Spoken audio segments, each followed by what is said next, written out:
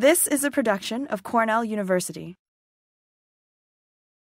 Good afternoon. I'm Vilma Santiago Irizarry. I'm director of the Latino Studies program, and it is my privilege and my pleasure to welcome you to a panel on arts and immigration sponsored by the Latino Studies program as our contribution to this series of events celebrating Junot Díaz's work and the recognition that the Cornell Council of the Arts has bestowed upon him as last year's Pulitzer Prize winner in fiction writing by choosing him as Eisner Artist of the Year.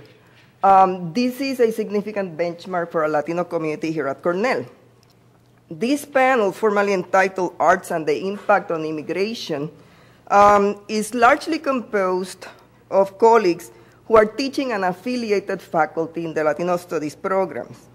And thinking about what I would do to welcome you or set the tone or bracket or contextualize the panel, I remember some 20 years ago when I was a graduate student in anthropology of dance and human movement at NYU and a research assistant at the National Arts Education Research Center, a research center on arts education that was supported by the National Endowment for the Arts.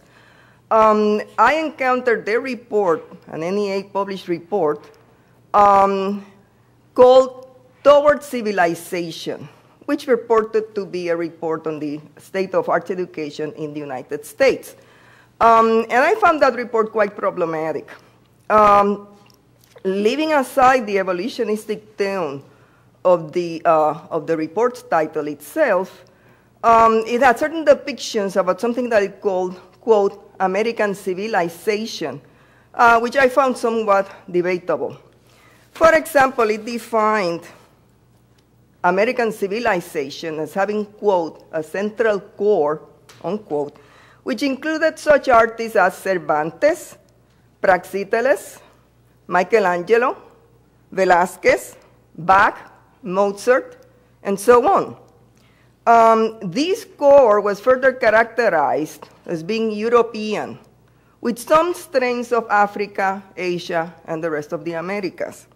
The report was illustrated with images that included Picasso's Guernica, a photograph of Fred Astaire, French cathedrals, the ceiling of the Sistine Chapel, and so on.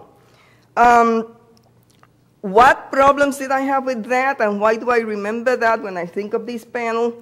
As I see it, the so-called core of U.S. society, and particularly as far as the arts, artworks, artists, and artistic production are concerned, for me lies in the nation's intrinsic diversity and the incorporation of much more complex representational and expressive strands, largely emanating among its immigrant and minoritized individuals and communities.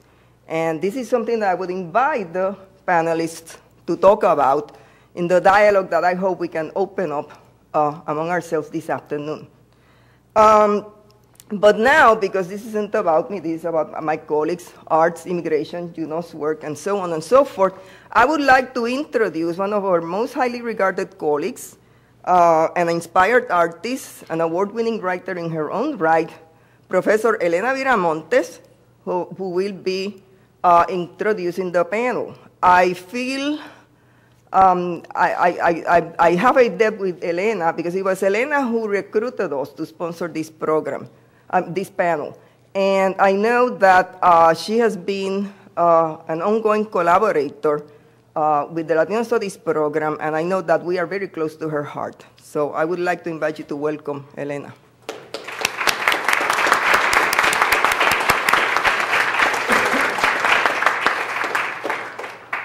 I would like to welcome all of you. I think that whenever I think about art, I always think about politics. And it's funny because people don't seem to reconcile that. And that's all that, we're all about sometimes, especially in the Latino and the Latina community. In any event, what I would like to do is introduce the moderator, my colleague and good friend, fiction writer, Ernesto Quiñones, who is a novelist, journalist, a screenwriter, and who has, in fact, adapted his most famous novel, Bodega Dreams, to film. and it has been optioned by Freddie Rodriguez of 6 Feet Under fame. And I know I'm embarrassing him, but it would be Ernesto who will introduce the panel. And I want to thank Junot for his very, very busy schedule and giving us the time, and Sophia and Amy and Roberto. This is a powerhouse panel. Thank you very much.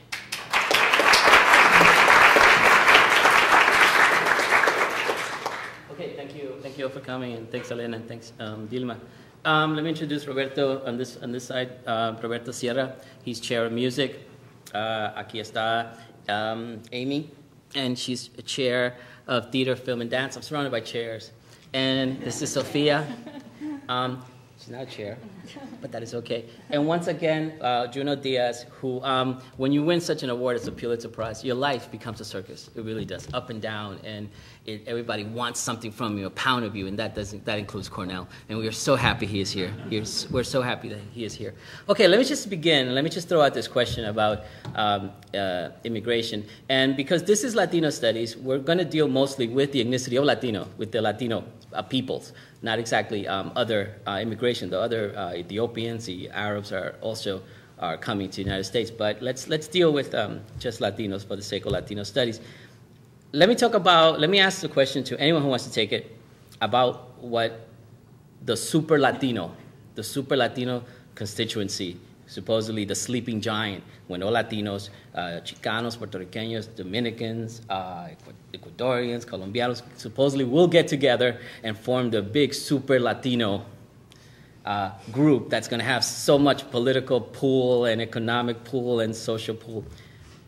Is that a possibility or is that a myth?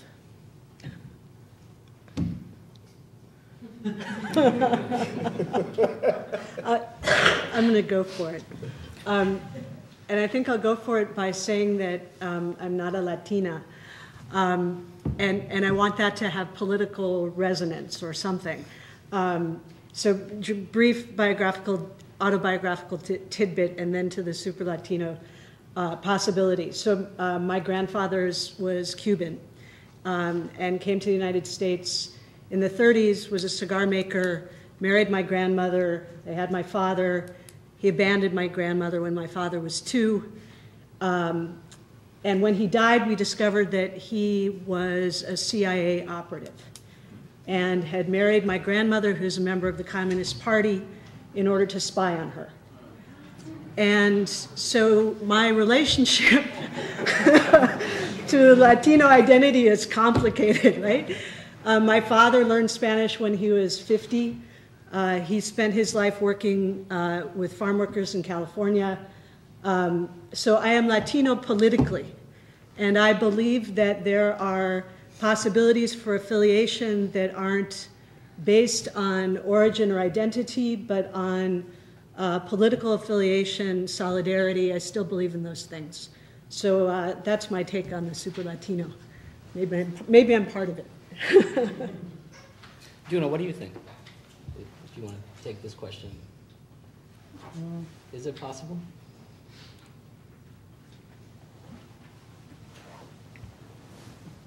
I mean, certainly, it's certainly possible, but I think that the larger conditions of, I think as the current narrative of the way identities are constructed in the Americas, that's my limited knowledge, and I have an incredibly limited knowledge even of that. Given the fact that communities are being fragmented at the speed of light, they're being atomized in ways that I think are hard for us to understand. The level kind of the way that folks are being parsed.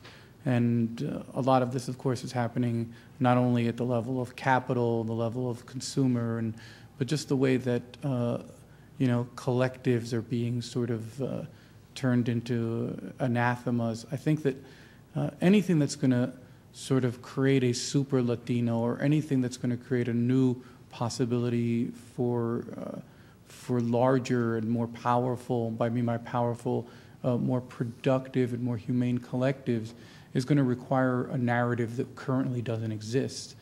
I don't think there's any way that we can construct a narrative that will make us a more powerful collective out of what we have right now. I mean, perhaps that's a possibility. We've always been good at salvaging what we think crap and making it into gold. But my sense of it is that that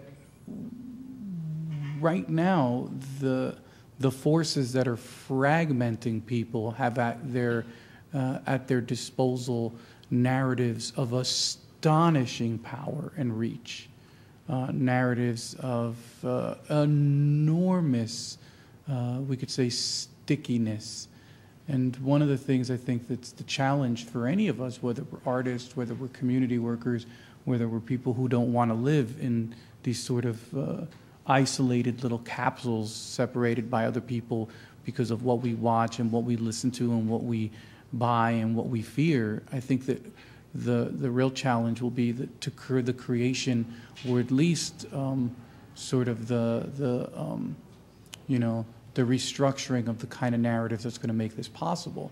But I think what I think is happening is that most of the folks who are being, broken apart into 25 million pieces are not the ones who are being asked to take part in the creation of the narratives that might help us come back together.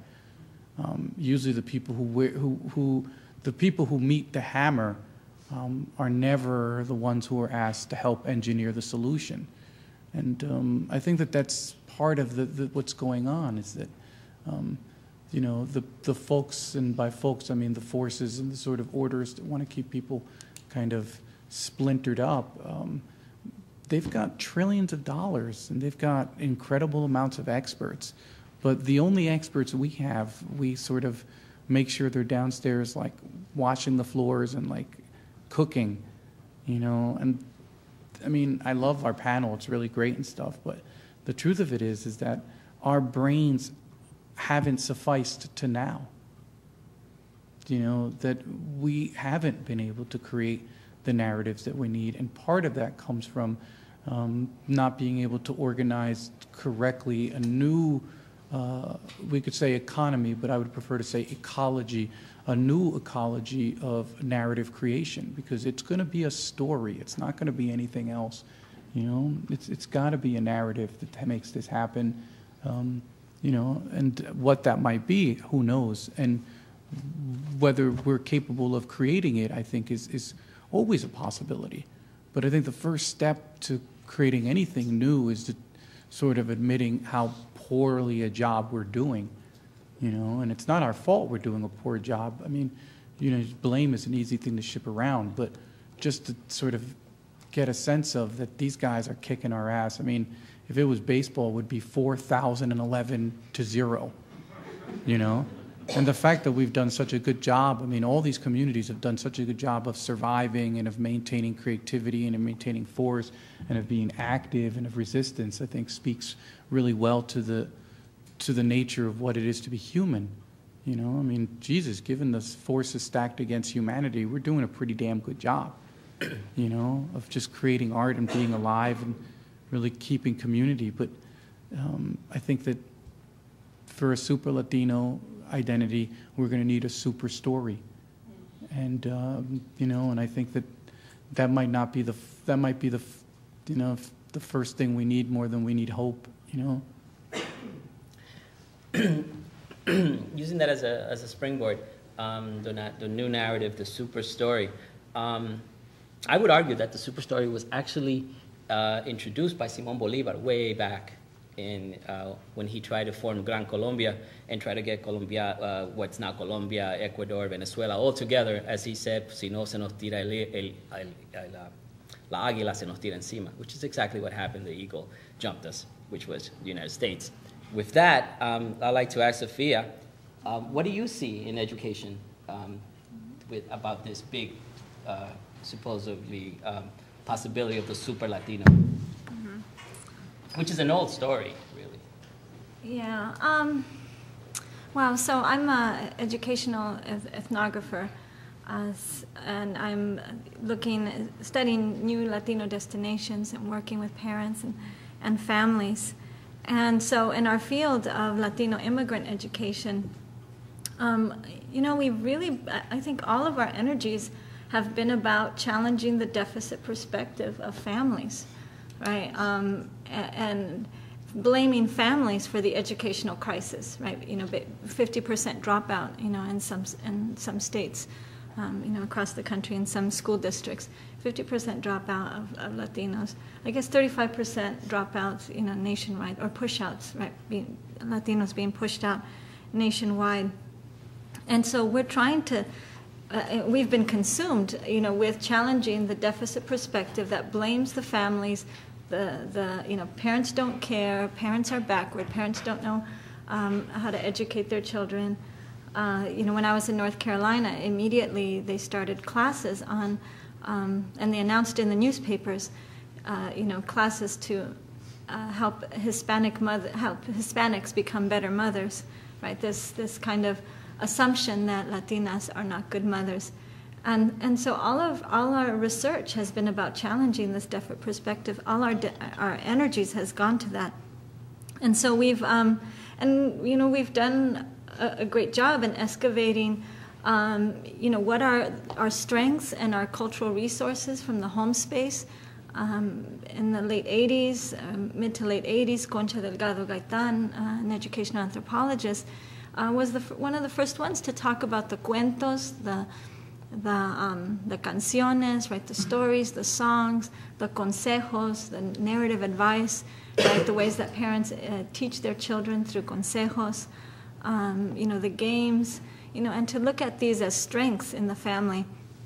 And also, we've also come a long way in just reconceptualizing culture and looking at all the different, hybrid cultural practices that families and parents and youth participate in, to not see culture as traits, but as historical, linguistic, cultural communities of practice. And so we've done all that, but I think we're still caught in always responding to that deficit perspective, and also to responding to the real. Like when I'm in the classroom and my students who are prospective teachers, they want to know, like, who are real Latinos, right? Who are Latino immigrant families? What are they like? And that's always very dangerous. When I engage in that conversation, well, when we look at, through educational anthropology and through our scholarship and research, we're always saying Latinos are not like that. They're not, lazy, all of these stereotypes. They're like this, right? Or they do this. And so we're kind of always falling into the trap of the real, who are the real Latinos. And so I think that's what's very promising about the work of the artists like Junot Díaz, Elena Viramontes, is that they're really actually situating that question of the real within the histories of oppression, right? That question itself, is rooted in our histories of colonialism, to ask that question, and they challenge the question, and they take the question and they put it into these histories. Junot's novel, The Brief Wondrous Life of Oscar Wilde, Elena Viramontes' most recent novel, and The Dogs Came With Them. They all situate our lives within histories, right? And they all show us the intersections of race, class, gender, sexuality, nation, citizenship, and how these all work. And they kind of, and then they play with the notion: can we really know who Latinos are? They play, I think, they play with the narrative of this, a homogeneous, right, narrative of who Latinos are. I think the quest of this process of knowing and unknowing is important, and I think we need to stay in that tension and in the contradictions. Okay, let me ask Roberto about, has Latino migration made gigantic inputs in music, in popular music, or since the invention of salsa and merengue, merengue I will address that question, but I'd like to go back to the concept of the super Latino. Oh, great. Because it has some kind of homogeneous aspect to it that it's interesting and troublesome. So when you talk about the super Latino, what do we really mean? I mean, one of the things that bothers me sometimes is that we are homogenized into a singularity that we are not. We come from different regions. You get the music is very different. The Mexican music is different from the music of the Caribbean. So if you think of a super Latino, so what are we talking about? Is it the absolute conglomeration of this that is neither nor? It's what does it really imply? Also, the concept of Latino has meant and still means different things at different points in time. In the 40s and the 50s, the migrations were basically from where I come from, which is Puerto Rico, because these were the migrants who came to work in the farms, you know, to pick tomatoes in Connecticut or wherever they were planting tomatoes. And going back to the second question, that's linked to that migration is when you have in the 50s and the 60s the birth of salsa together with Cuban musicians. So there has been, indeed, at least in music and on all the other fields, there has been a great impact on American culture. I would say perhaps you can view this equation from both sides. I mean, it's the impact of American cultures on immigrants, but in this case, I would say that it's perhaps more interesting viewpoint is the impact of these immigrants within the American culture, forging in music a sound of an era, for example, the 60s, you know, the sound of New York, this sort of salsa that came out of not only Puerto Rican musicians who were there, and by the way, Puerto Ricans, we are not immigrants, we are American citizens. That's also a kind of interesting note for everybody, because it tells you many things, some of them not so pretty either. So I think that the impact has been felt. It will keep going. The question is, what will it mean 10 years from now? What is that super Latino constituency look like? Which will happen. Demographics will do it. I mean, in any democracy, in any system that works by numbers and by people with the power to agglutinate and to get together and make decisions, that will happen. What that will be, I don't know. Does that mean that we will lose the individual aspects of the different cultures where we come from? How will assimilation also I mean, I'm first generation Puerto Rican here and came at a very late age. That's why I have an accent that I'm not even trying to get rid of. But the children and the grandchildren, what will they be like? I mean, what will that super Latino be? Will it be just a Latino, or will it be really a mixture of American and Latino? What is the proportion? It's a hard question to answer, and I think it sort of mainly remains, I don't know if call it a myth, but something that will happen. We just don't know exactly what that will be.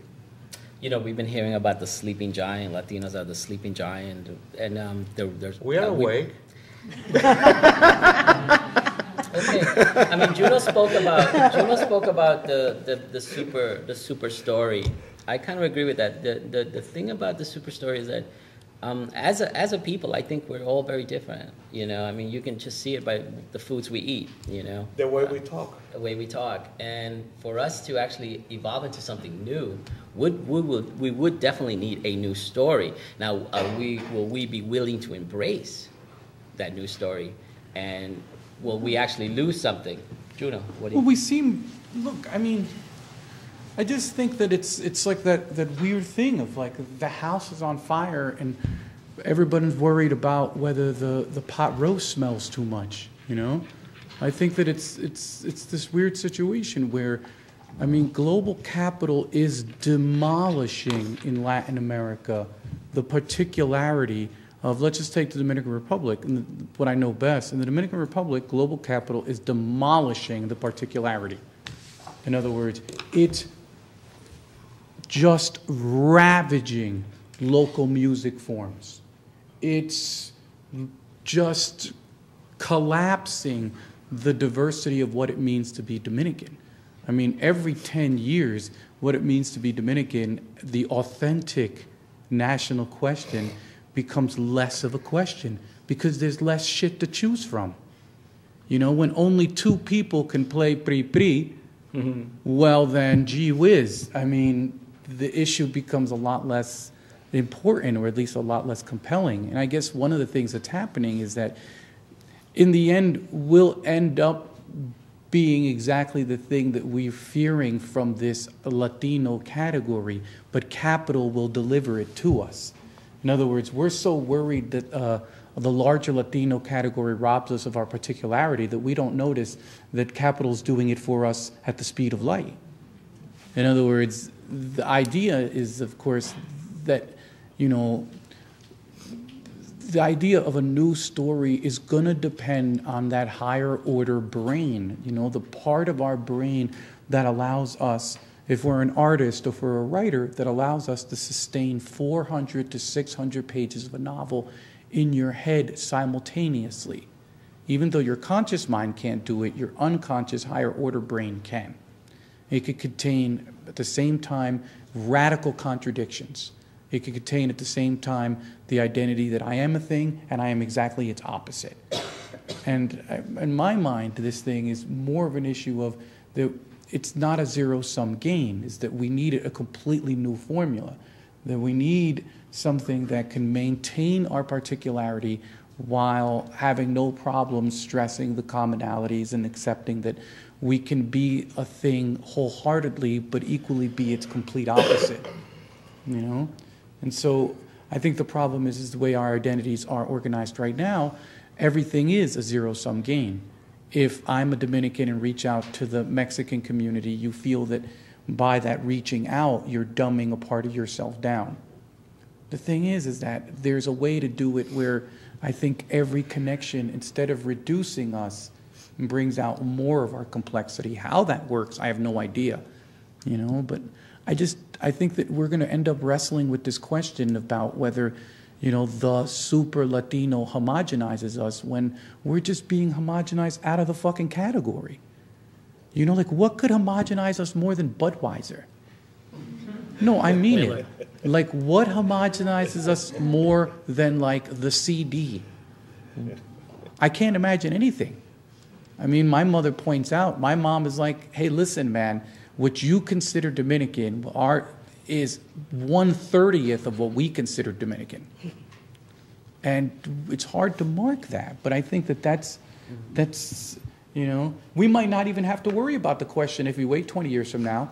Capital may have reduced us all to a kind of oatmeal, well, yeah, we'll all have a lot in common, you know, which is that we're just nothing, you know. So that's my concern, is that I agree, we want to keep our particularity, but we also want to acknowledge that the thing that's reducing our particularity are not strategic choices about solidarity. Strategic choices about solidarity are being blamed, or that they're going to risk who we are. The real risk is something far more nefarious and certainly something that works really well. You know, before this conversation's done, I promise you there's a music form in Latin America that will lose its last, you know, not producer or practitioner, but person who can actually put an album out. And that's for real, you know. Okay, coming back to immigration, Amy, what do you see it in film? How does it affect in film? I guess there are lots of ways to look at it. I'm thinking about the ravages of global capital, so I have to shift now to the ways that cinema actually participates in that. I mean, I think that that we're already raising questions that are about the politics of representation and the capacity to speak to one another across identity categories, but also across spaces. And I suppose maybe one way in is the curator of the most recent Havana Film Festival talked about cinema as another mode of travel. Right? The Cubans would give up weeks of their time to go to the movies to see the rest of the world, certainly the rest of Latin America, which they ordinarily wouldn't see. And we too can see the world and see other lives and other stories through cinema.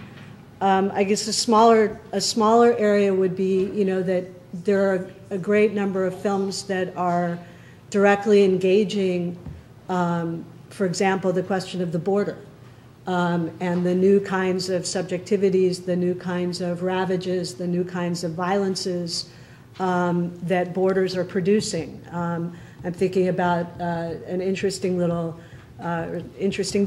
by a woman named Ursula Beeman called "Performing the Border," that looks at the U.S.-Mexico border as a place that's particularly reconfiguring gender politics, as women are earning salaries in the maquiladoras and looking to spend a little sum of money on leisure, that it's kind of refiguring familial and gender politics through these sort of micro practices of capitalism. And so documenting those kinds of things has felt urgent to a lot of political filmmakers who are really interested in the kinds of changes that Junot is describing, at a macro level through the shorthand of Budweiser. There are a lot of adjustments that happen in people's everyday lives that cinema can record and can disseminate so that we understand this beast better.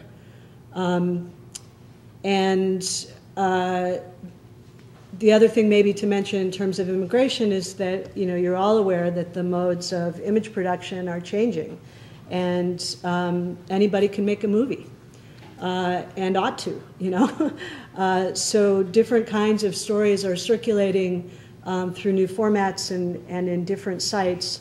And so we have greater access, some would argue, to stories that have been marginalized or that haven't found their ways, as some have found their ways into being optioned, so that there's some room there to tell different kinds of stories. So it's bringing in new stories, this immigration thing. It's really making them accessible. It's that's too positive a spin, I think. In some sense, I think that nobody knows what's happening to the film industry, for example, right? It's as uncertain as any other industry right now. But we do know that you can pick up a camera like that one recording this event today and make a very high quality, sophisticated, somewhat high quality.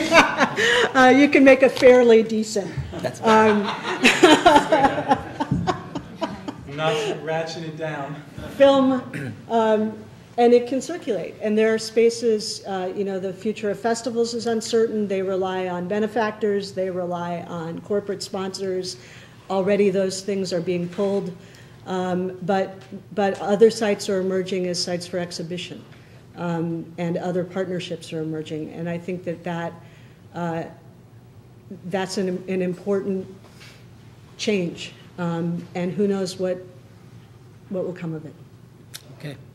All right, coming back to immigration, let's talk about the fall of the American economy and Latinos going to other countries. How is that going to affect immigrating to Spain or lo que sea? How will that affect the arts? Let's go with Roberto and then Juno and then Sofia. Are you talking about affecting the arts in Puerto Rico, here, everywhere? I think we would. Let's go globally, man. Why not? Let's go. I mean, you're kind of bringing the tragedy that is in my mind to the forefront. Every time I was commenting earlier, every time I look at a publication that I sort of on the web look at, it's called Arts Journal. which collects different articles from the country, I see yet another cultural institution either folding or in deep trouble. And that, of course, has ramifications for everybody, not only Latinos, but for the artistic community at large. I think that as things get tighter economically, I tend to think that we Latinos and minorities in general will be suffering quite substantially. I dare to say perhaps more, because we're always at the tail end of the line. In music in particular, I mean, there's certainly, you can see that there are less and less venues right now for people to perform. There are less opportunities in terms of grants, in terms of funds available. And again, it's hard to predict the future. I just don't know how deep this will go. But it has gone now deep enough for people to have a sense of, let's call it, desperation. I think that we will probably see, as the global economy worsens, I think we'll probably see more migration. I can see, for example, from Puerto Rico, the Dominican Republic, people coming here in search of opportunities. At the same time, those opportunities are not going to be as plentiful as they used to be.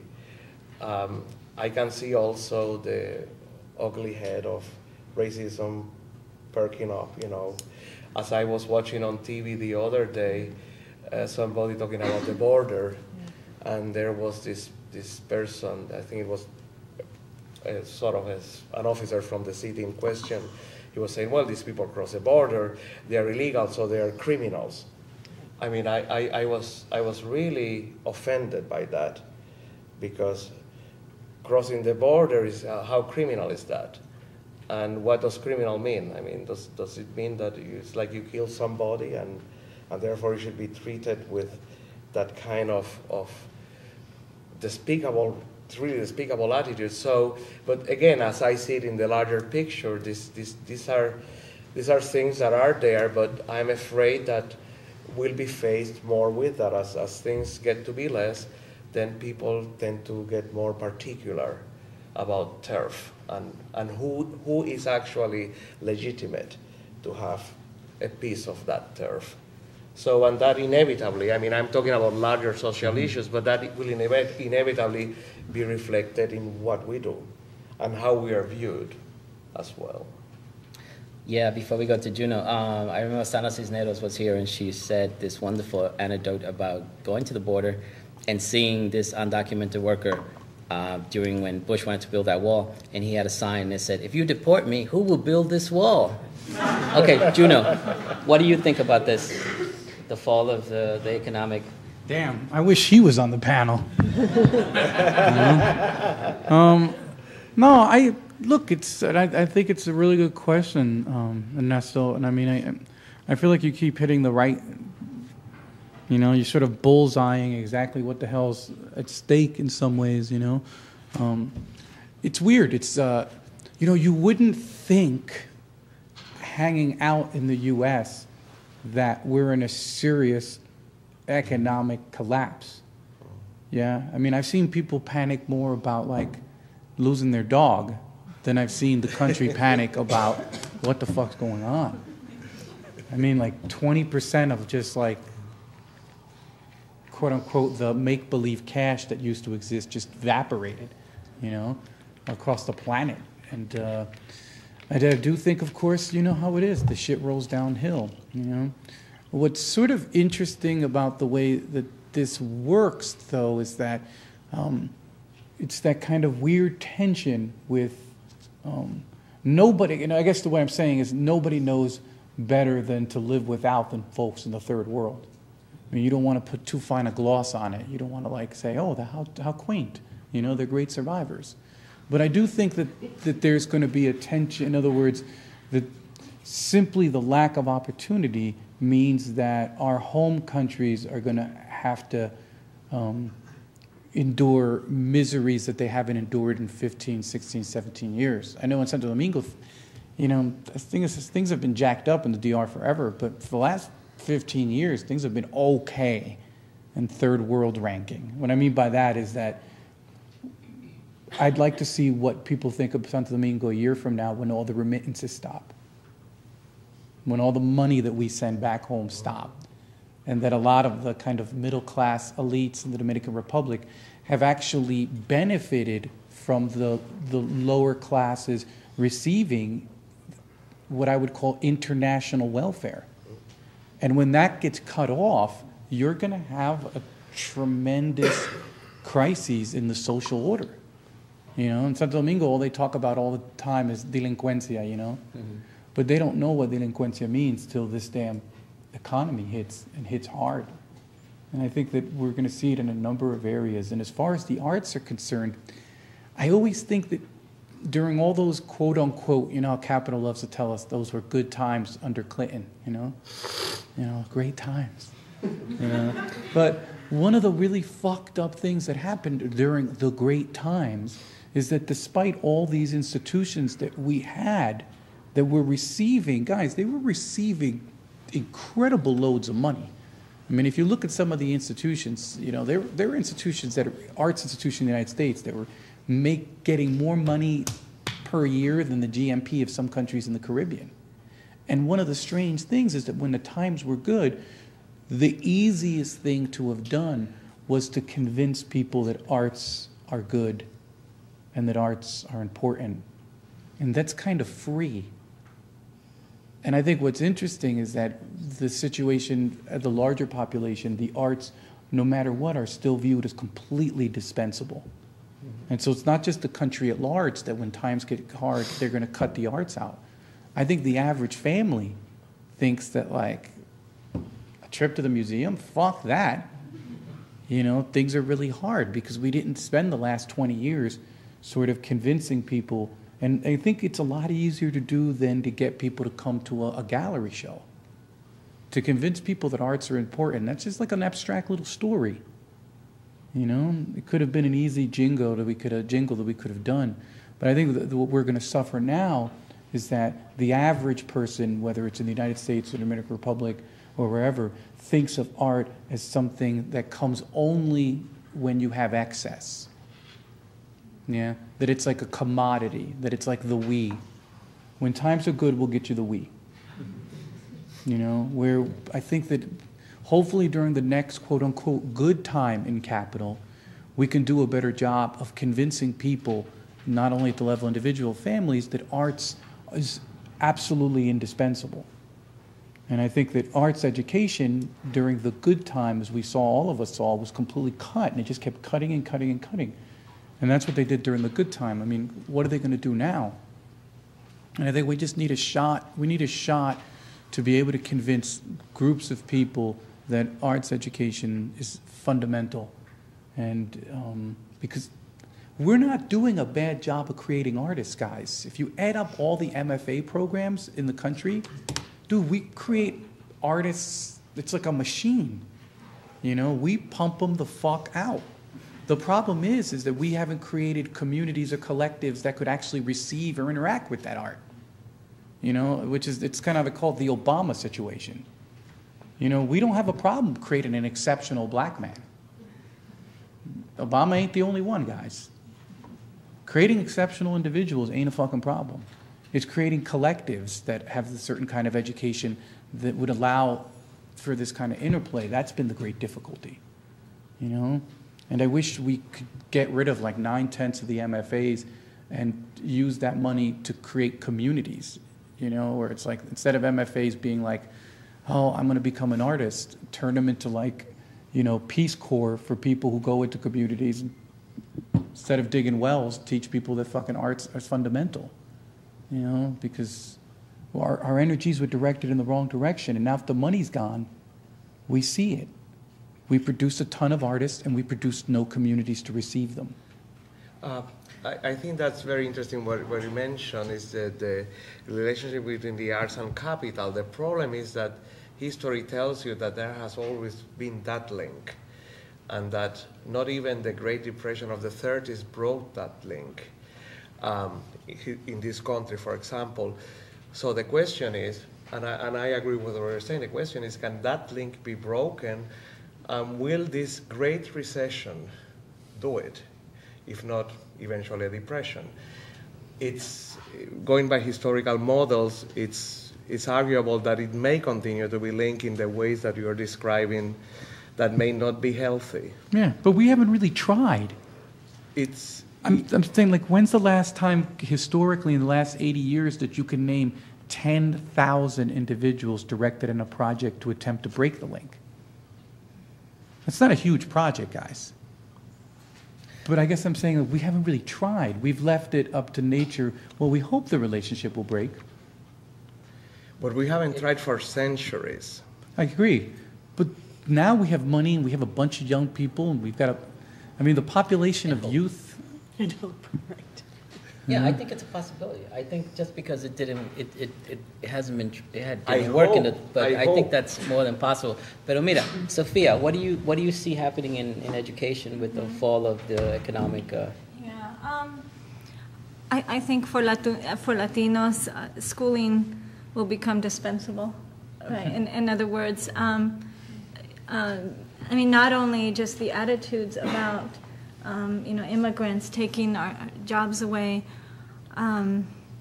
let's close the border, but those attitudes becoming policy, I think, with regard to education and the taking, and already, Latinos are ghettoized, right? Latinos, there's a huge percentage, right? The majority of Latinos attend schools with other Latinos, right? They attend segregated schools.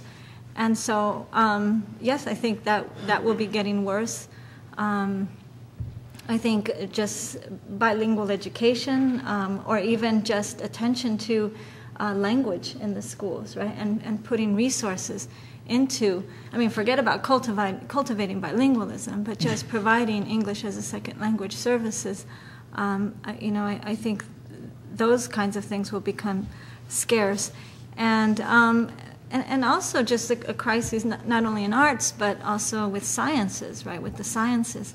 And, Latinos not being able to invest their identities in the sciences. And maybe, I don't know if you'd say in the arts right now, like that's something else, right? That's the arts are indispensable. Let me ask you a question, Sofia, not to cut you off. All right, let's say that I am I'm in Colombia, right? And I have some money. I don't have a lot of money, but I have a little bit of money. And I want my children to have good education. Would it be better for me to actually go to Spain or to come to the United States? Before it was a no-brainer. USA, JFK, John Lennon. Now that's gone, right? What? In terms of education. Yeah, it's you. Yeah, it depends where they land, right? When they come here. What communities, again, if they land in a poorly resourced school. Most likely. Maybe Spain, that's where Ecuadorians are going. That's where Ecuadorians are. I think Spain beat the U.S. now in terms of all right, last question before I open it up for the audience to ask any of the panelists any questions. Last question for the panelists, and I want all of your answers. I do. Okay. Last question before we open it up. Now that we have Obama in the White House, thank God, what about a Latino president, and do we actually want one with the United States on its back? Let's start with Junot. It is on its back, sorry.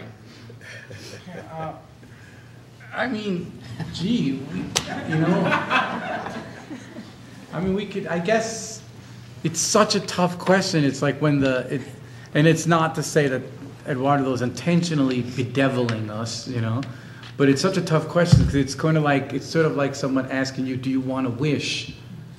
And my first reaction is never yes. It's like, what do you want, for that wish? And it's almost like, I'm sure we can get a Latino president, but unfortunately, my fear is that we'll get the exact kind of Latino president that would be my ultimate nightmare.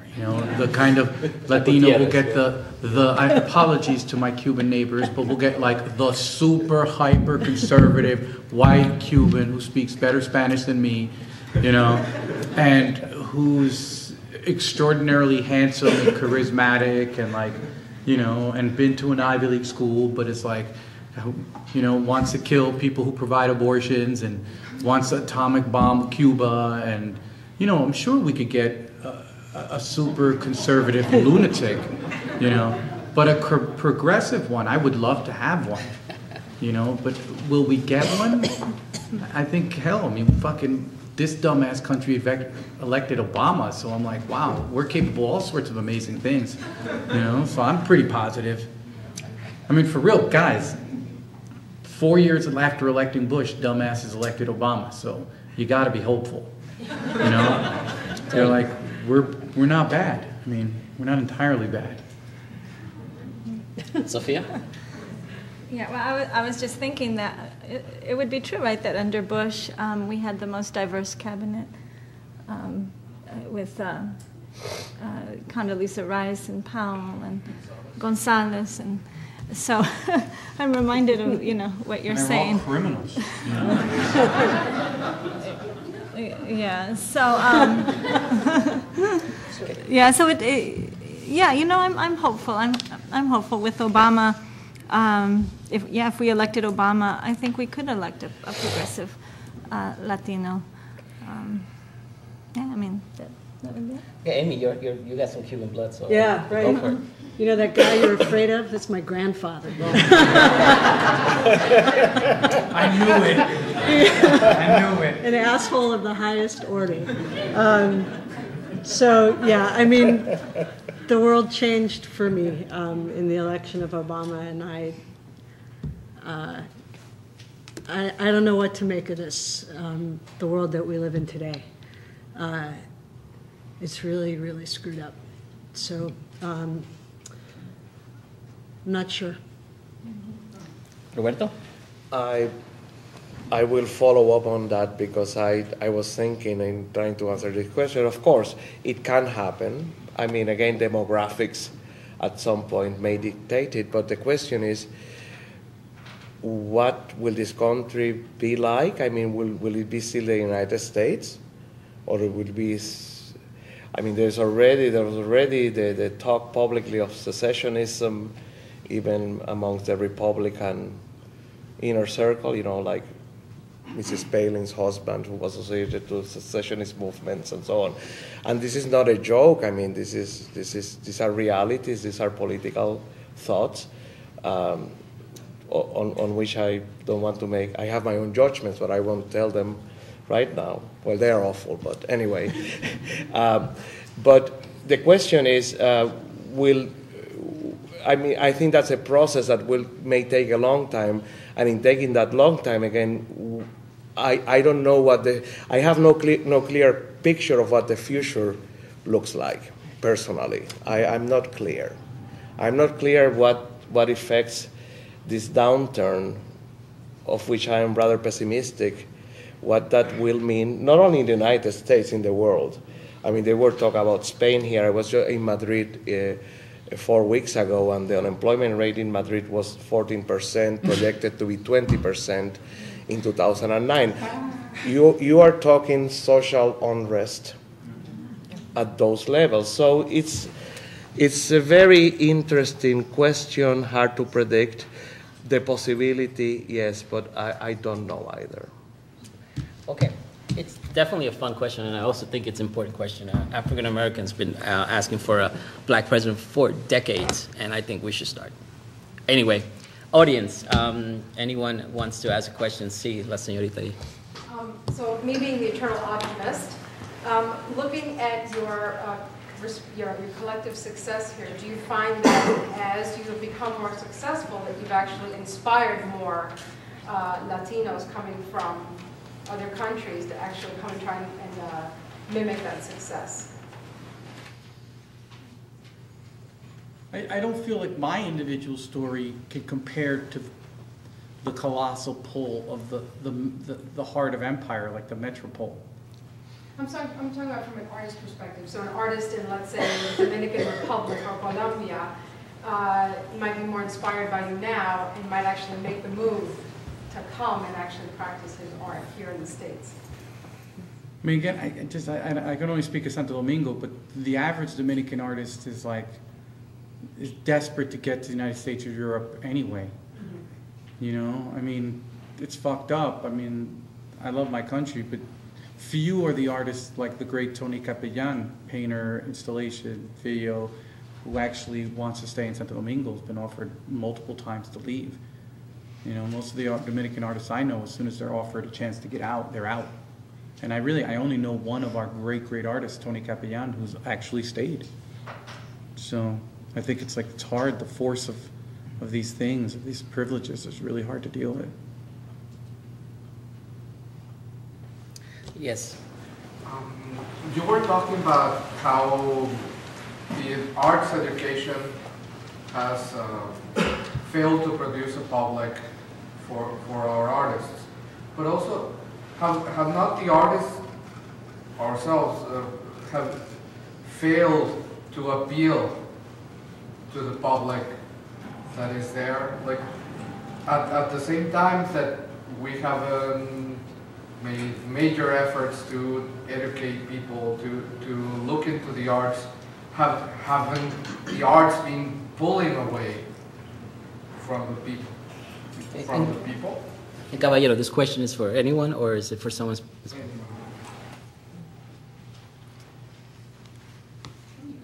Amy, you want to take that? Sure. You're fidgeting. I'm thinking. I think that I guess my immediate response is that there are multiple communities, and artists have a responsibility to try to speak widely, to engage with people, and to engage with what people are thinking about. So, you know, in cinema studies, it's a sort of commonplace that during the Depression, musicals were the most popular films because they distracted, right? They were a source of fantasy and joy and, you know, pure movement, and gave people an escape from the glumness of their lives during the Depression. And in fact, sure, there were musicals and they appealed to people, and so did comedies, but there are a lot of really important films of social protest that were made during the Depression too, that were speaking equally to the reality of people's lives, to the hardships they were enduring, but they were trying to constitute those people into political collectivities, and trying to understand the complexities of political life in the United States in the mid-century. So you know, there are various ways, I suppose, of talking about whether we failed to engage people or succeeded in engaging people. There are lots of films right now engaging people, and a lot of filmmakers and a lot of novelists whose work is touching the complexity of people's lives right now. So it's hard for me to diagnose whether artists have failed. I think I agree with Junot that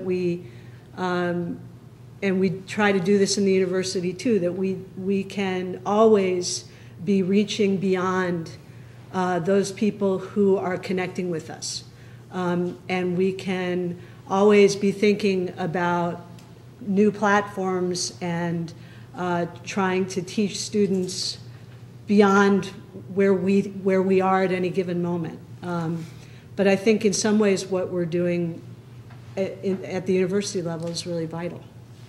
Yeah, I sort of agree with that. I think there was Junot talked about building a community to receive the arts, and I think there was a time, maybe even before my time, when there was an embarrassment to not have read some certain books. If you did not read this book, there was some certain embarrassment there, and I don't think that's there anymore. I think it's completely changed, and I think there's actually more books being written than they are being read. But anyway, next question. Pardon? Oh, sorry. La señorita aquí. Hi, I particularly like this idea of the Peace Corps for the arts. And I was wondering just in light of this economic downturn and subsequent lack of funding, especially for the arts that we're staring down right now, do you have any ideas or action steps that we all might think about in terms of engaging not just the immigrant population, but just engaging people in the arts right now and really imbuing them with this idea that the arts are important in creating these communities to receive the artists that we're producing? I mean, look, I think it's very interesting the way that, you know, the sort of disciplinary, the way that disciplines, the way that certain practices, and certain quote-unquote professions get organized. I mean, we have absolutely no problems thinking about taking a totally unprepared middle-class kid and sending them to a, you know, hardcore urban school to educate those kids. I mean, that's what Teach America is all about. You know, most of these kids are deeply unprepared, despite what they claim that they're not. But we have no problems with that. We think that teaching is just a good, and even if it's kind of flawed, we can send folks in there. But again, we tend not to think artists, the way artists, the category of artists gets organized, we tend not to think of artists as someone that has to be thrown into a community to do their work.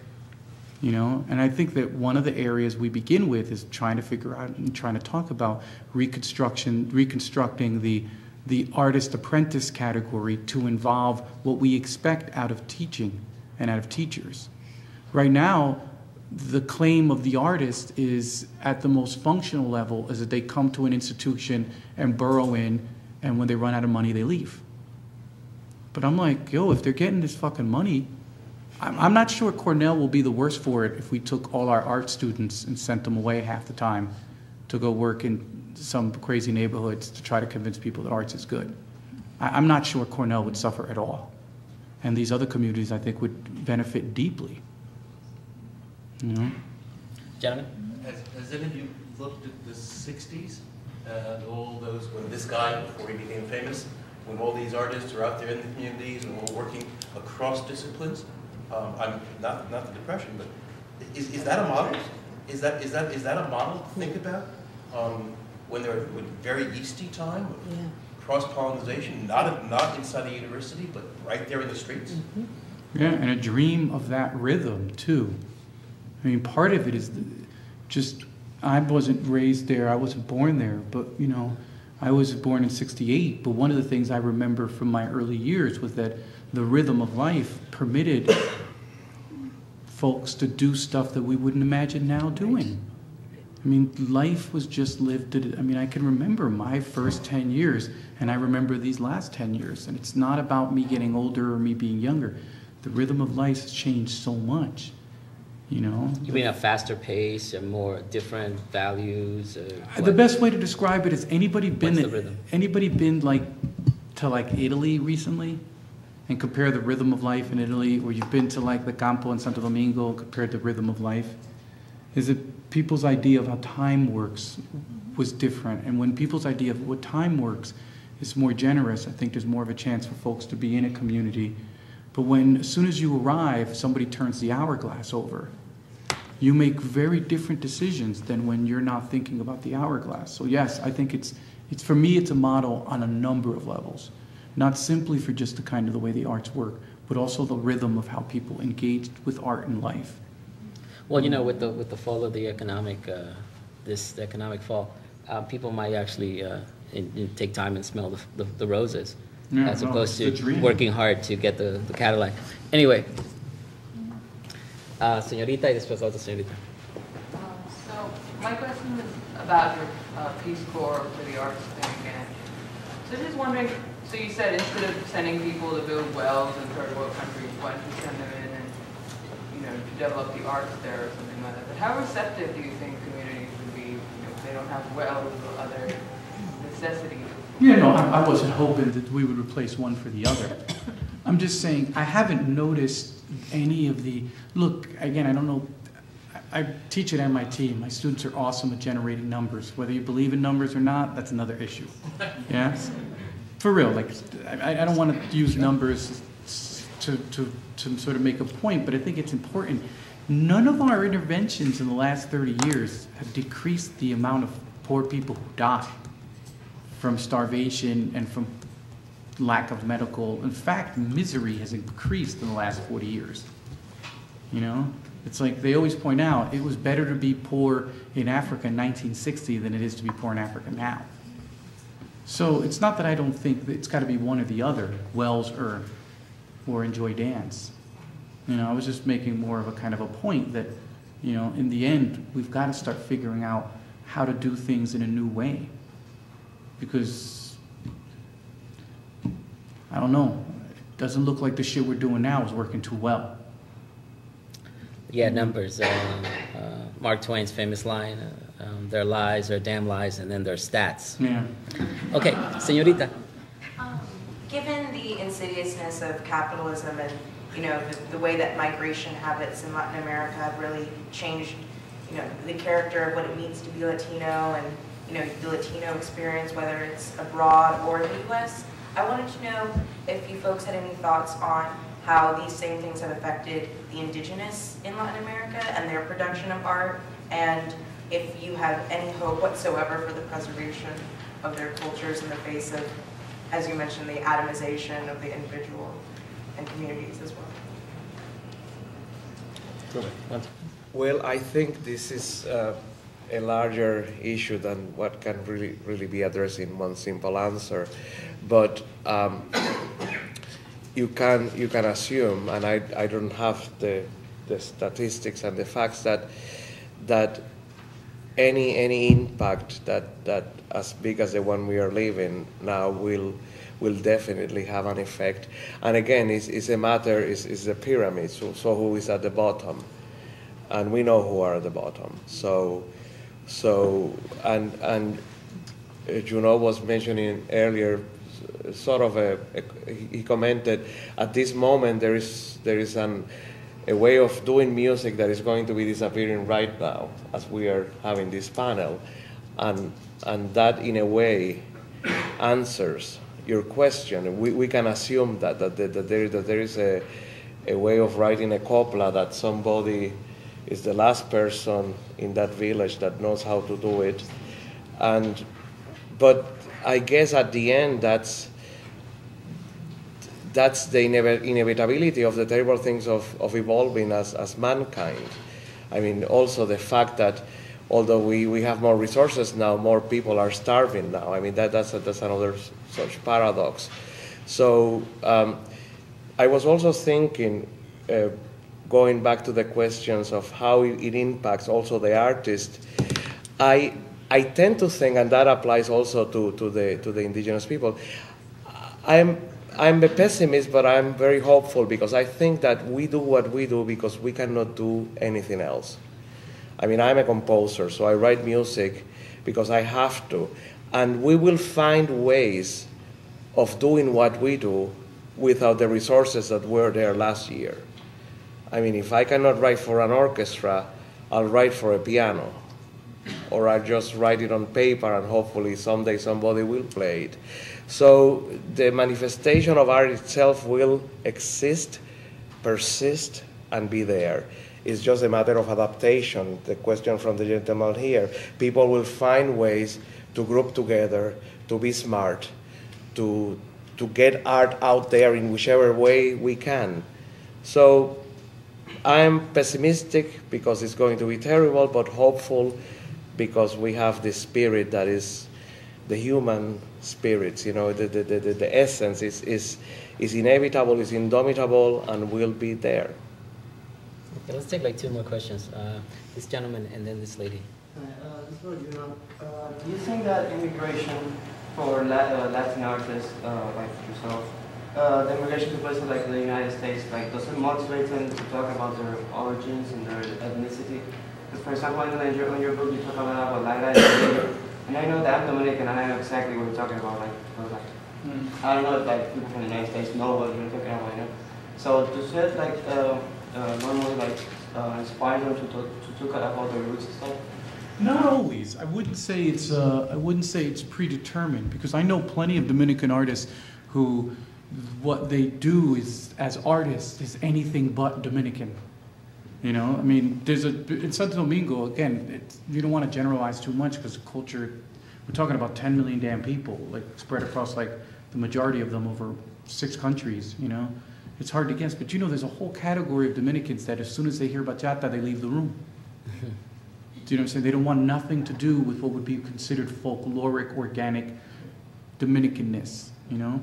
So I would never say that immigrating to another place automatically says that you're going to talk about your roots. In fact, a lot of people use the movement to another place to reinvent themselves as a quote-unquote cosmopolitan, you know, deracinated artist. And I have a group of friends, again, I mean, their politics really scare me, but they're friends. You know, you gotta have friends with different politics who are in Spain, and nothing of their work speaks to anything about the Dominican Republic. And they've really reconstructed themselves as these kind of cosmopolitan, i.e. white, you know, kind of artists. I think that there's always a tension between talking about the origins, your sort of cultural, historical, geographic origins, and attempting to somehow become a new person. And you've seen it played, again, generation after generation after generation. People having this argument again and again and again. That to be an authentic artist, you have to do X, Y, and Z. No, to be an authentic artist, you have to do A, B, and C. My thing is less the idea that one side is right or the other is wrong, but the idea that we have to keep every single strategy open and available. I despise the people who tell people that they shouldn't write about the Dominican Republic as much as I despise people who tell other artists that they should write about their roots. I think the important part is to keep all those strategies not only available, but to be considered valid. Because you never know. The very person who doesn't write about anything to be Dominican is the person who 70 years later is the most important Dominican artist. And the person who quote unquote writes about the authentic Dominican self is the person who's most irrelevant. It's very, very hard to judge how these things shake out. So what's most important, I think, is that the process of immigration should be a way to keep all these strategies available and to have access to new strategies, you know? Because fuck, man, if you leave your country and you don't incorporate new strategies, that's a lot of pain to learn nothing. You know, it's a lot of hurt. I mean, it hurts to immigrate. I mean, it's wonderful too, but it hurts. And if you're gonna hurt, you might as well learn new shit and see what you can make of it. Yes, Bort has said, we know the Quran is an Arab text because it doesn't have any camels. Madam. I wanted to ask Sophia, you know, thinking about numbers and thinking about the growth of the Latino population in this country, do you have any hopes or are there strategies that will make the school environment more receptive to the population? Because, you know, again, I think a whole group will be lost if, you know, if that doesn't happen. Yes, I was just reading a book on just off the press called The Latino Educational Crisis, and it's very alarming. But yeah, the Latino Educational Crisis. Yeah. You know, but Junot and my colleagues here give me hope, and the idea of communities, you know, taking charge of our children in the school, of sending our artists to the schools. Right? Because the teaching and learning process is a process that is about kids investing their identities in it. And if they don't see themselves in that process, if they don't see themselves in the curriculum, yeah, you know, we have to overcome without these resources. But I see that hope, and I see the hope in the communities and the families and the parents being empowered, and the artists and the scientists, right, being empowered to come back to, you know, to participate in the schools, to participate in the conversations about how to make education better. So I see that, and I see, you know, in our field we're trying to reconceptualize parental involvement and what that means, but it really comes down to parents finding the tools within their own families, right, within our own families, to be able to talk to schools from our own terms. So I do see the resources, aren't there and won't be there, it seems, but I think the spirit, hopefully the hope and the spirit of our families can go a long way. Yeah, I second that. Okay, let me closing remarks. Amy, anything you'd like to say before we adjourn? I'd just like to thank you all for coming, and really look forward to more from Juno in a little while. And come support the arts at Cornell. I hope we see you all at the Schwartz Center frequently. Roberto? Again, I want to thank you all for being here with us. I'm glad I was here too, from this side of the table. It's been very interesting and thought-provoking. And, listen to as much music as you can before some of it disappears. Igualmente, thank you, gracias for being here. And I learned so much. I learned so much from this dialogue and from this conversation. I think this collective and camaraderie is so important. Juno? Yeah, no, thanks everybody. And I always look for the